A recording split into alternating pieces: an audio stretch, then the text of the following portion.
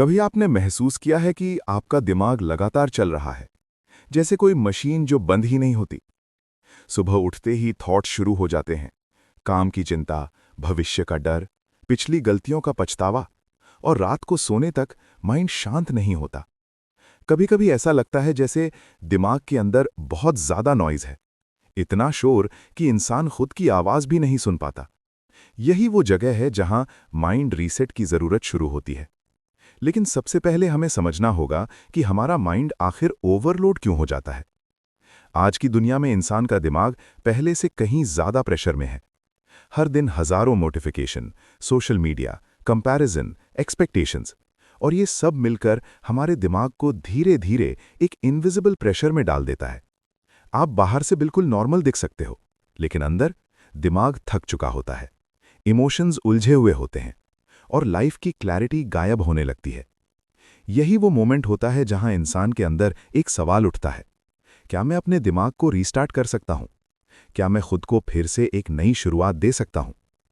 सच ये है कि माइंड रीसेट कोई जादू नहीं है, ये एक प्रोसेस है, एक गहरी यात्रा, जिसमें इंसान धीरे धीरे अपने पुराने पैटर्न्स को छोड़ता है, पुरानी सोच को तोड़ता है, और अपने माइंड को फिर से रिवायर करता है।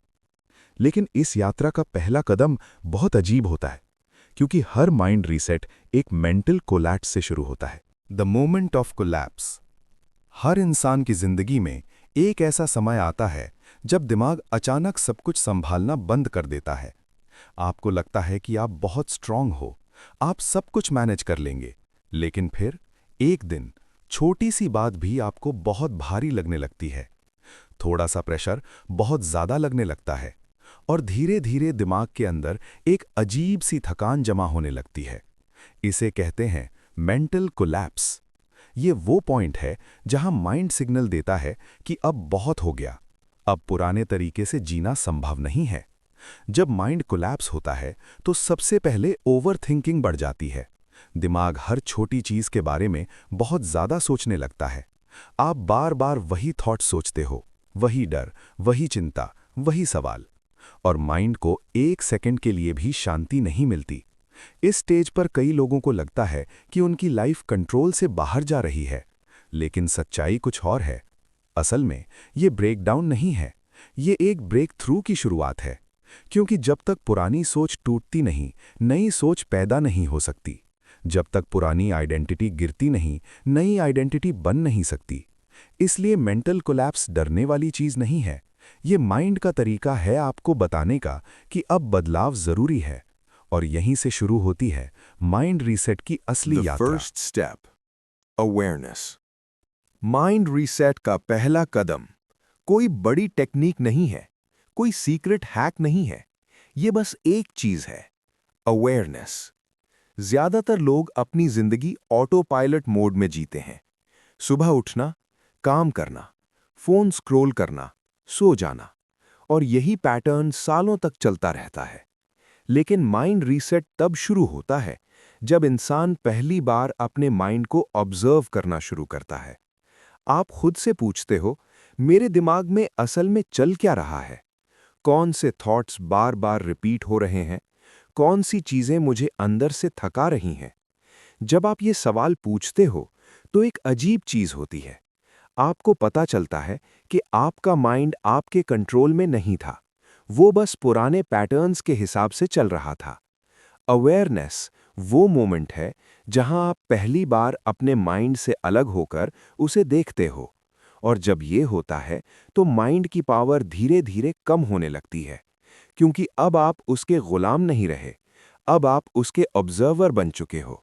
यही माइंड रीसेट की सबसे पहली जब जीत इंसान होती अपने है। माइंड को देखना शुरू करता है तो उसे एक चीज जल्दी समझ में आती है, उसका दिमाग बहुत ज्यादा भरा हुआ है, थॉट्स से, इन्फॉर्मेशन से, इमोशन से, और पुराने एक्सपीरियंसेस से।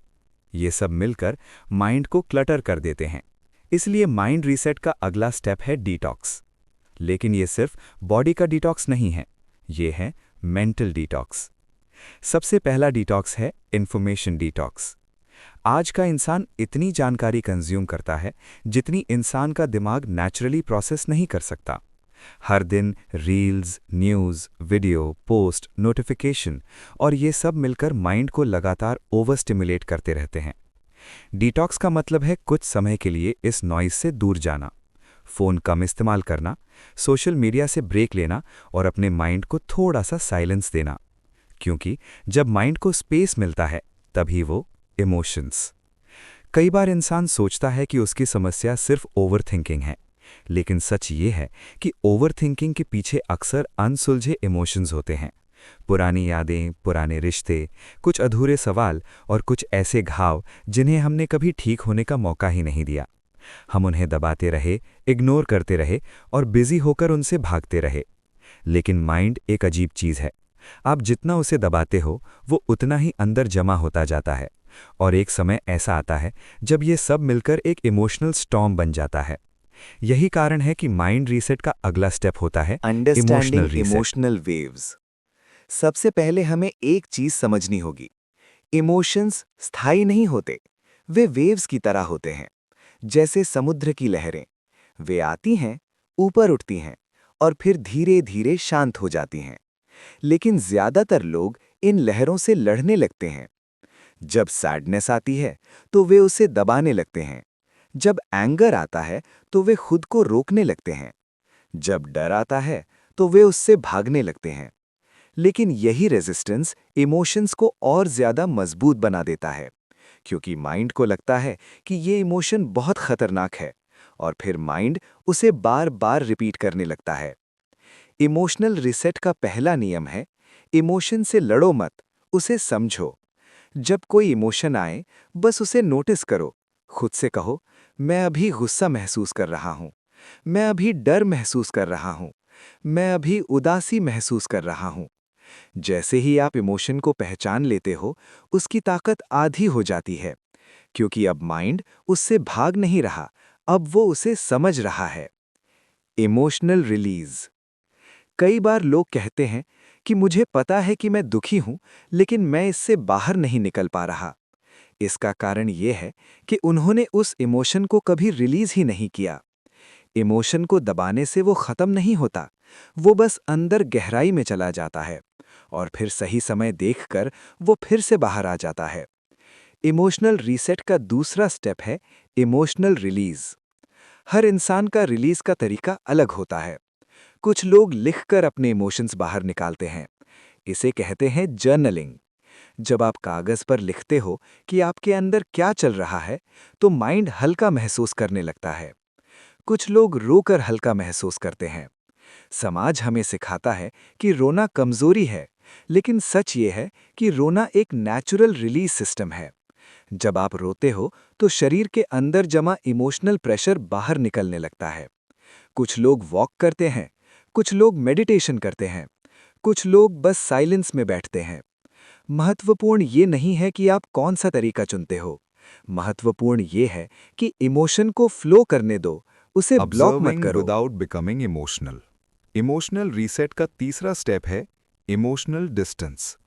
कई बार लोग अपने इमोशंस से इतना ज्यादा जुड़ जाते हैं कि उन्हें लगता है यही उनकी पहचान है। अगर उन्हें गुस्सा आता है तो वे कहते हैं, मैं बहुत गुस्सैल इंसान हूं।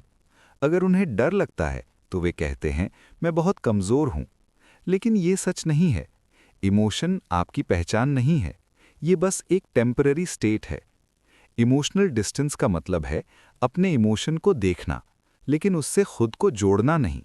जैसे आप कोई मूवी देख रहे हो, आप स्क्रीन पर सीन देखते हो, लेकिन आप उस कहानी का हिस्सा नहीं बनते।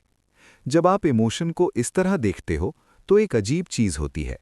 इमोशन धीरे धीरे कम होने लगता है, क्योंकि अब आप उसे फ्यूल नहीं दे रहे, अब आप बस उसे गुजरने दे रहे हो। और यही माइंड रीसेट का असली मोड होता है। The hidden emotional weight. कई बार इंसान को लगता है कि उसकी लाइफ में सब ठीक है, लेकिन अंदर फिर भी भारीपन महसूस होता है। इसका कारण होता है पास्ट इमोशनल रेजिड्यू। कुछ घटनाएं इतनी गहरी छाप छोड़ देती हैं कि उनका असर सालों तक बना रहता है। कोई पुराना रिश्ता, कोई धोखा, कोई अपमान या कोई ऐसा पल जब हमें लगा था कि हम पर्याप्त नहीं हैं। ये यादें सिर्फ मेमोरी नहीं होती, ये इमोशनल एनर्जी बन जाती हैं और माइंड उन्हें लगातार कैरी करता रहता है। माइंड रीसेट के लिए ज़रूरी है कि इंसान अपने अतीत को देखे, उससे भागे नहीं। खुद से पूछे, कौन सी घटना मुझे आज भी अंदर से परेशान करती है? कौन सी बात मुझे बार बार याद आती है? किस इंसान ने मुझे सबसे ज़्यादा हर्ट किया? ये रिफ्लेक्शन आसान नहीं होता, लेकिन यही हीलिंग की शुरुआत होती है, क्योंकि जब आप उस दर्द को पहचान लेते हो, तभी आप उसे छोड़ना शुरू कर सकते हो। Forgiveness, the hidden power. Emotional reset का एक बहुत बड़ा हिस्सा है फॉरगिवनेस। लेकिन फॉरगिवनेस का मतलब ये नहीं है कि आप गलत को सही मान लें। इसका मतलब सिर्फ इतना है कि आप उस दर्द को अपने अंदर कैरी करना बंद कर देते हो। जब आप किसी से नाराज रहते हो, तो वो इंसान आपके माइंड में जगह घेर लेता है। वो आपकी एनर्जी लेता है, वो आपके थॉट्स को कंट्रोल करता है। लेकिन जब आप उसे फॉरगिव कर देते हो, तो आप खुद को फ्री कर देते हो। और कई बार सबसे जरूरी फॉरगिवनेस होती है सेल्फ फॉरगिवनेस। हम अपनी गलतियों के लिए खुद को बहुत सख्त सजा देते हैं। हम खुद से कहते रहते हैं, मुझसे गलती हो गई, मैं बेवकूफ़ था, मैंने सब खराब कर दिया। लेकिन माइंड रीसेट का मतलब है खुद से कहना, मैंने गलती की थी, लेकिन मैं सीख रहा हूं, मैं बदल सकता हूं, मैं आगे बढ़ सकता हूं। और जैसे ही ये सोच माइंड में बैठने लगती है, इमोशनल लोड धीरे धीरे हल्का होने लगता है। अब तक की यात्रा में 3 बड़ी चीजें हो चुकी हैं। पहली, आपने अपने माइंड को देखना शुरू किया। दूसरी, आपने अपने थॉट्स और इमोशंस को डिटॉक्स करना शुरू किया।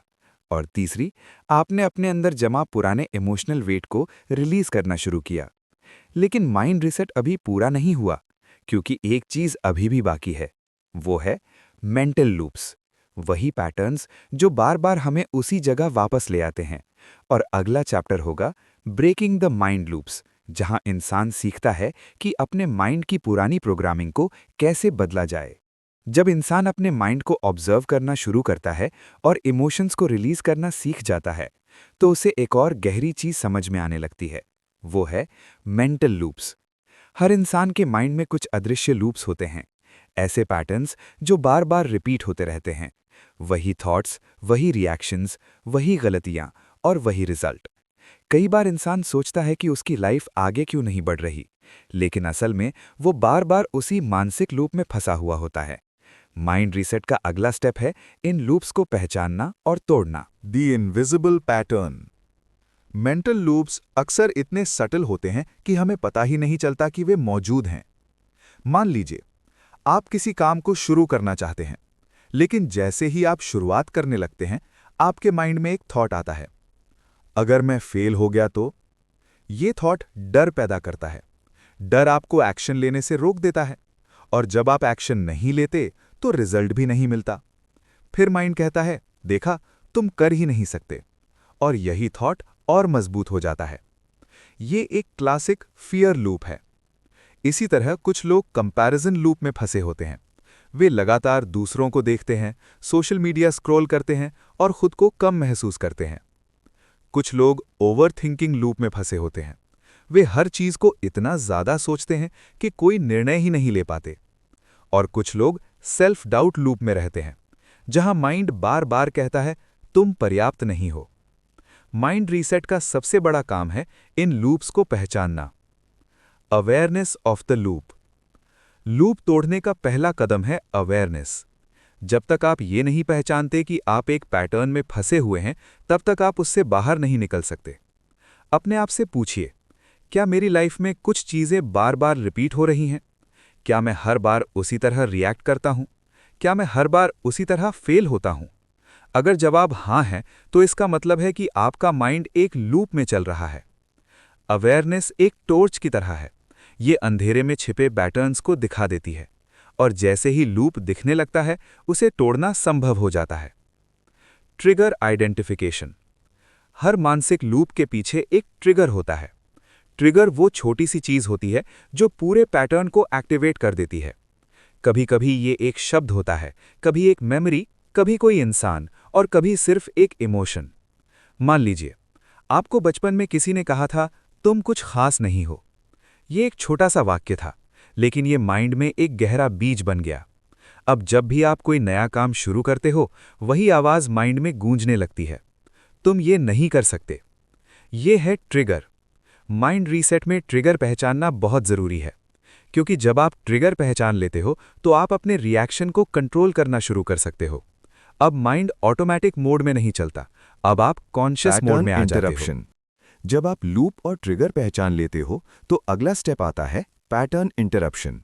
इसका मतलब है माइंड के पुराने पैटर्न को बीच में रोक देना। मान लीजिए नेगेटिव थॉट आया, मैं फेल हो जाऊंगा। पुराने पैटर्न में आप डर जाते थे, लेकिन अब आप रुकते हो, एक गहरी सांस लेते हो और खुद से कहते हो, ये सिर्फ एक थॉट है, ये सच्चाई नहीं है। ये छोटा सा इंटरप्शन माइंड की वायरिंग को बदलने लगता है, क्योंकि माइंड अब पुराने रास्ते पर नहीं जा रहा। धीरे धीरे पुराना लूप कमजोर होने लगता है। Thought replacement. माइंड रीसेट का एक पावरफुल टूल है थॉट रिप्लेसमेंट। माइंड को खाली नहीं छोड़ा जा सकता। अगर आप सिर्फ नेगेटिव थॉट रोकने की कोशिश करोगे तो वो और मजबूत हो जाएगा। इसलिए जरूरी है कि आप उसके स्थान पर एक नया थॉट डालो। जैसे पुराना थॉट, मैं ये नहीं कर सकता। नया थॉट, मैं सीख सकता हूं। पुराना थॉट, मैं हमेशा फेल होता हूं।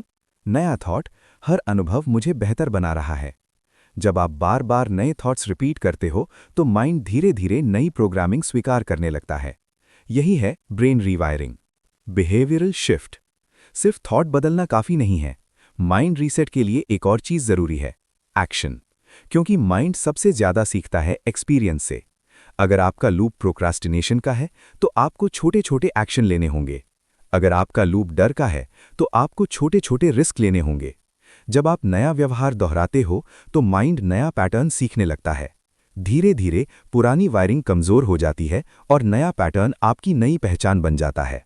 The relapse moment. Loop break करते समय एक चीज अक्सर होती है, इसे कहते हैं रिलैप्स। कभी कभी आप बहुत अच्छा कर रहे होते हो, आपने नए पैटर्न शुरू कर दिए होते हैं, लेकिन अचानक किसी स्ट्रेसफुल मोमेंट में आप फिर से पुराने पैटर्न में गिर जाते हो। ये नॉर्मल है। रिलैप्स का मतलब फेलियर नहीं है, ये बस माइंड की पुरानी वायरिंग की आखिरी कोशिश है। माइंड रीसेट का असली टेस्ट यही है, क्या आप उस रिलैप्स के बाद भी फिर से उठ सकते हो? अगर हाँ, तो धीरे धीरे पुराना लूप टूट जाएगा। अब तक की यात्रा में आपने 3 बड़ी चीजें सीख ली हैं। पहली, आपने अपने माइंड को समझना शुरू किया। दूसरी, आपने अपने इमोशंस को रिलीज करना सीखा। और तीसरी, आपने अपने मानसिक लूप्स को पहचानना और तोड़ना शुरू किया। लेकिन माइंड रीसेट की यात्रा अभी पूरी नहीं हुई, क्योंकि असली बदलाव तभी आता है जब माइंड पूरी तरह शांत हो जाता है। और अगला स्टेप है डीप इनर साइलेंस, जहां इंसान पहली बार अपने अंदर की असली आवाज सुनता है। जब इंसान अपने माइंड के लूप्स को पहचान लेता है और धीरे धीरे उन्हें तोड़ना शुरू करता है तो उसके अंदर एक नई जगह बनने लगती है। एक ऐसी जगह जहां पहले लगातार शोर था, अब वहां थोड़ी शांति महसूस होने लगती है। लेकिन ये शांति अपने आप नहीं आती, इसे बनाना पड़ता है। और माइंड रीसेट की यात्रा में अगला सबसे शक्तिशाली कदम है deep silence. The noise of the modern mind. आज का इंसान इतनी तेज दुनिया में जी रहा है कि उसका माइंड कभी रुकता ही नहीं। सुबह उठते ही phone, notifications, messages, reels, videos और फिर काम का प्रेशर। दिन खत्म होने तक दिमाग हजारों चीजों से भर चुका होता है। समस्या ये नहीं है कि हमारे पास बहुत काम है। समस्या ये है कि हमारे माइंड को रुकने का मौका नहीं मिलता। दिमाग एक इंजन की तरह है। अगर वो लगातार चलता रहेगा तो एक समय बाद वो ओवरहीट हो जाएगा। डीप साइलेंस माइंड के लिए वही है जो कूलिंग सिस्टम एक इंजन के लिए होता है। ये माइंड को आराम देता है। The power of pause. Mind reset का सबसे सरल लेकिन सबसे शक्तिशाली टूल है पॉज। सिर्फ कुछ मिनटों के लिए अपने माइंड को रुकने देना। न कोई फोन, न कोई म्यूजिक, न कोई बातचीत, बस कुछ मिनट खुद के साथ बैठना। शुरुआत में ये अजीब लगेगा, क्योंकि हमारा माइंड लगातार स्टिम्युलेशन का आदी हो चुका है। लेकिन जैसे जैसे आप ये प्रैक्टिस करते हो, माइंड धीरे धीरे स्लो होने लगता है और उसी स्लोनेस में क्लैरिटी जन्म लेती है। Breath awareness.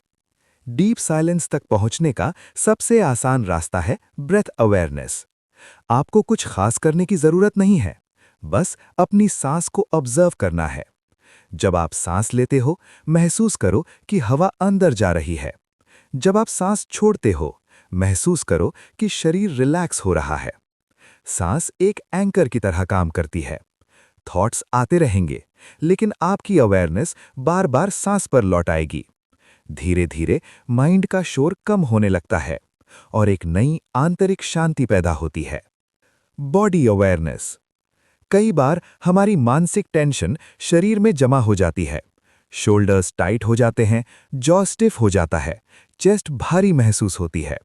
हम इसे नोटिस भी नहीं करते, लेकिन बॉडी अवेयरनेस इस छुपे हुए तनाव को रिलीज करने में मदद करती है।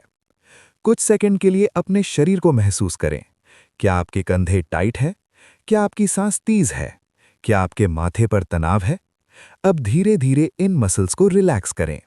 जैसे ही शरीर रिलैक्स होता है, माइंड भी शांत होने लगता है, क्योंकि बॉडी और माइंड एक दूसरे से गहराई से जुड़े हुए हैं। Sensory reduction. आज के समय में माइंड का सबसे बड़ा दुश्मन है सेंसरी ओवरलोड। बहुत ज़्यादा स्क्रीन, बहुत ज़्यादा लाइट, बहुत ज़्यादा नॉइज़ और बहुत ज़्यादा जानकारी। डीप साइलेंस के लिए ज़रूरी है कि हम कुछ समय के लिए इन स्टिमुलस को कम करें। कम लाइट, कम स्क्रीन टाइम, कम नोटिफिकेशन। जब हमारे सेंस रिलैक्स होते हैं तो माइंड को भी आराम मिलता है। धीरे धीरे दिमाग की स्पीड कम होने लगती है और अंदर एक गहरी शांति पैदा होती है। Observing thoughts. डीप साइलेंस का मतलब ये नहीं है कि थॉट्स खत्म हो जाएंगे। थॉट्स आते रहेंगे, लेकिन फर्क ये होगा कि अब आप उन्हें ऑब्जर्व कर रहे होंगे। पहले थॉट्स आपको कंट्रोल करते थे, अब आप उन्हें गुजरते हुए देख रहे होंगे, जैसे आसमान में बादल। वे आते हैं, थोड़ी देर रहते हैं और फिर गायब हो जाते हैं। जब आप थॉट्स को पकड़ना छोड़ देते हो तो माइंड धीरे धीरे शांत होने लगता है, और यही माइंड रीसेट की सबसे महत्वपूर्ण अवस्था है। The birth of clarity. जब माइंड शांत होता है तो एक नई चीज पैदा होती है, वो है क्लैरिटी। अब आपको चीजें पहले से ज्यादा साफ दिखने लगती हैं। आपको समझ आने लगता है कि आपकी असली ज़रूरतें क्या हैं, आपके असली डर क्या हैं और आपकी असली इच्छाएं क्या हैं। नॉइज़ के बीच में क्लैरिटी कभी पैदा नहीं होती, लेकिन साइलेंस में सच्चाई खुद सामने आने लगती है। यही वो मोमेंट है जहां इंसान पहली बार अपने असली स्वरूप को महसूस करता है। अब तक की यात्रा में आपने 4 बड़ी चीजें सीख ली हैं: माइंड को समझना, इमोशंस को रिलीज करना, मानसिक लूप्स को तोड़ना, अंदर की शांति को खोजना। लेकिन माइंड रीसेट का अंतिम चरण अभी बाकी है, और वो है आइडेंटिटी ट्रांसफॉर्मेशन, जहां इंसान अपने पुराने संस्करण को छोड़कर एक नया संस्करण बनाता है। जब माइंड शांत होने लगता है और अंदर की नॉइज कम हो जाती है, तब इंसान पहली बार खुद को साफ साफ देख पाता है। वो समझने लगता है कि वो कौन था और वो कौन बन सकता है। यहीं से शुरू होता है माइंड रीसेट का अंतिम और सबसे गहरा चरण, आइडेंटिटी ट्रांसफॉर्मेशन। क्योंकि सच ये है कि हमारी जिंदगी हमारे विचारों से नहीं, बल्कि हमारी पहचान से चलती है। अगर आप खुद को कमज़ोर समझते हो तो आपके फैसले भी वैसे ही होंगे। अगर आप खुद को असफल मानते हो तो आपका माइंड उसी हिसाब से व्यवहार करेगा। इसलिए माइंड रीसेट का असली उद्देश्य है नई पहचान बनाना। The old identity. हर इंसान के अंदर एक पुरानी पहचान छिपी होती है। ये पहचान सालों में बनती है। बचपन के अनुभव, लोगों की बातें, समाज की उम्मीदें और हमारी गलतियां, इन सब का मिश्रण एक कहानी बनाता है, और वो कहानी हमें बताती है कि हम कौन हैं। लेकिन समस्या ये है कि ये कहानी हमेशा सच नहीं होती। कई बार हमें बचपन में कहा गया होता है, तुम कमज़ोर हो, तुम होशियार नहीं हो, तुम सफल नहीं हो सकते, और धीरे धीरे हम इन बातों को सच मान लेते हैं। यही बन जाती है हमारी ओल्ड आइडेंटिटी। माइंड रीसेट का पहला काम है इस पुरानी पहचान को पहचानना। खुद से पूछना, क्या ये सच में मैं हूं या ये सिर्फ पुरानी कहानियों का असर है। Identity purge. जब इंसान अपनी पुरानी पहचान को पहचान लेता है तो अगला कदम होता है आइडेंटिटी पर्ज। पर्ज का मतलब है उन लेयर्स को हटाना जो अब हमारी ग्रोथ को रोक रही हैं। आपको ये समझना होगा कि आपकी पुरानी पहचान आपका भविष्य तय नहीं करती। आप वो नहीं हो जो आपने अतीत में किया। आप वो नहीं हो जो दूसरों ने आपके बारे में कहा। आप उससे कहीं ज्यादा हो। आइडेंटिटी पर्ज में आप धीरे धीरे इन पुरानी लेबल्स को छोड़ना शुरू करते हो। मैं फेलियर हूं, मैं कमजोर हूं, मैं बदल नहीं सकता। ये सिर्फ मान्यताएं हैं, सच्चाई नहीं। जैसे जैसे आप इन मान्यताओं को छोड़ते हो, आपका माइंड हल्का होने लगता है। Designing the new self. जब पुरानी पहचान कमजोर हो जाती है तो एक सवाल उठता है, अगर मैं वो इंसान नहीं हूं जो पहले था, तो मैं कौन हूं? यहीं से शुरू होता है न्यू सेल्फ क्रिएशन। आपको अपने नए संस्करण को डिजाइन करना होगा। खुद से पूछिए, मैं कैसा इंसान बनना चाहता हूं? क्या मैं डिसिप्लिन बनना चाहता हूं? क्या मैं फोकस्ड बनना चाहता हूं? क्या मैं शांत और संतुलित बनना चाहता हूं? जब आप अपने नए संस्करण की कल्पना करते हो तो माइंड धीरे धीरे उस दिशा में काम करना शुरू कर देता है। Behaviour creates identity. नई पहचान सिर्फ सोचने से नहीं बनती, वो बनती है एक्शन से। अगर आप खुद को डिसिप्लिन इंसान मानना चाहते हो तो आपको डिसिप्लिन एक्शन लेने होंगे। अगर आप खुद को कॉन्फिडेंट इंसान बनाना चाहते हो तो आपको छोटे छोटे साहसी कदम उठाने होंगे। हर छोटा एक्शन आपकी नई पहचान को मजबूत करता है। धीरे धीरे माइंड ये मानने लगता है कि ये नया संस्करण ही असली है। The role of consistency.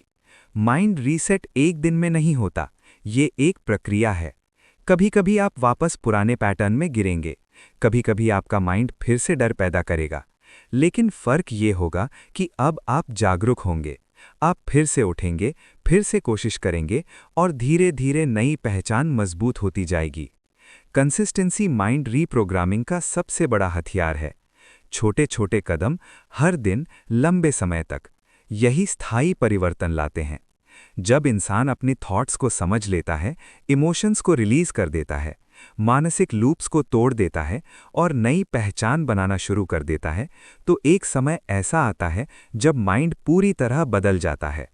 अब अंदर पहले जैसा शोर नहीं होता, अब थॉट्स क्लियर होते हैं, अब फैसले डर से नहीं, क्लैरिटी से लिए जाते हैं। यही है द फाइनल माइंड रीसेट। ये कोई जादू नहीं है, ये एक यात्रा है। एक ऐसी यात्रा जहां इंसान खुद को धीरे धीरे समझता है और फिर खुद को दोबारा बनाता है। अगर आपको लगता है कि आपकी जिंदगी में भी कभी-कभी माइंड ओवरलोड हो जाता है, तो याद रखिए, आप टूट नहीं रहे। आपका माइंड बस आपको एक संकेत दे रहा है। एक संकेत कि अब समय आ गया है रुकने का, सोचने का और खुद को फिर से बनाने का।